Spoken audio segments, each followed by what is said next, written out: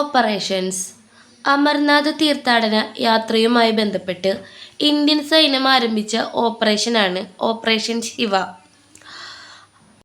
പഹൽഗാമിലെ ഭീകരാക്രമണത്തിനു തിരിച്ചടിയായി ഇന്ത്യ നടത്തിയ സൈനിക നടപടിയാണ് ഓപ്പറേഷൻ സിന്ദൂർ. ഈ ഡിസ്ട്രിക്ട് എന്ന ഓൺലൈൻ പോർട്ടൽ സംവിധാനം വേണ്ട വിധം പ്രവർത്തിക്കുന്നില്ലെന്ന വിവരത്തിന്റെ അടിസ്ഥാനത്തിൽ വില്ലേജ് ഓഫീസുകളിൽ വിജിലൻസ് നടത്തിയ സംസ്ഥാന വ്യാപക മിന്നൽ പരിശോധനയാണ് ഓപ്പറേഷൻ സുതാര്യത.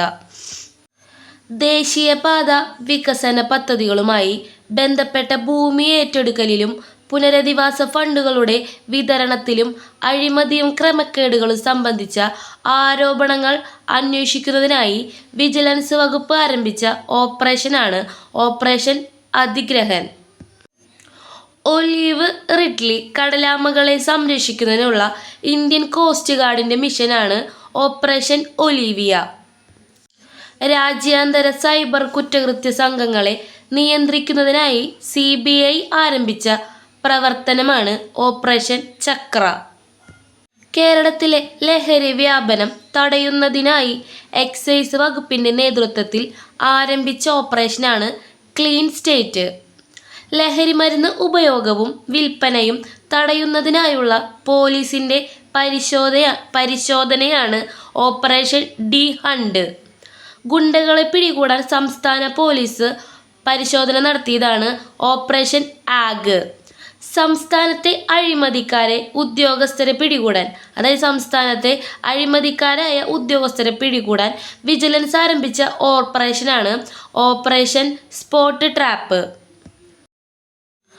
ആഭ്യന്തര കലാപം രൂക്ഷമായ ഹെയ്തിയിൽ കുടുങ്ങിപ്പോയ ഇന്ത്യക്കാരെ ഒഴിപ്പിക്കാൻ കേന്ദ്ര സർക്കാർ നടത്തിയ ഓപ്പറേഷനാണ് ഓപ്പറേഷൻ ഇന്ദ്രാവതി.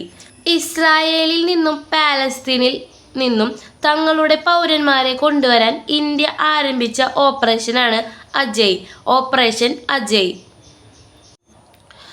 മ്യാൻമാറിലുണ്ടായ ഭൂകമ്പത്തിൽ അടിയന്തര മാനുഷിക സഹായം നൽകുന്നതിനായി ഇന്ത്യൻ സൈന്യം ആരംഭിച്ച ദൗത്യമാണ് ഓപ്പറേഷൻ ബ്രഹ്മ. ഇറാന്റെ ആണവ കേന്ദ്രങ്ങൾ ലക്ഷ്യം വെച്ചുള്ള US-ന്റെ രഹസ്യ ദൗത്യമാണ് ഓപ്പറേഷൻ മിഡ്നൈറ്റ് ഹാമർ. ഇസ്രായേലിനെതിരെ ഇറാൻ നടത്തിയ സൈനിക ദൗത്യം ഓപ്പറേഷൻ ട്രൂ പ്രോമിസ് 3. ഇറാന്റെ ആണവ കേന്ദ്രങ്ങളെ ലക്ഷ്യം വെച്ച് ഇസ്രായേൽ നടത്തിയ സൈനിക നടപടിയാണ് ഓപ്പറേഷൻ റൈസിംഗ് ലയൺ. ഇറാനും ഇസ്രായേലുമായുള്ള ഈ സംഘർഷം രൂക്ഷമായതോടെ ഇരു രാജ്യങ്ങളിലും കുടുങ്ങിയ ഇന്ത്യക്കാരെ ഒഴിപ്പിക്കാനുള്ള കേന്ദ്ര സർക്കാർ നടപടിയാണ് ഓപ്പറേഷൻ സിന്ധു.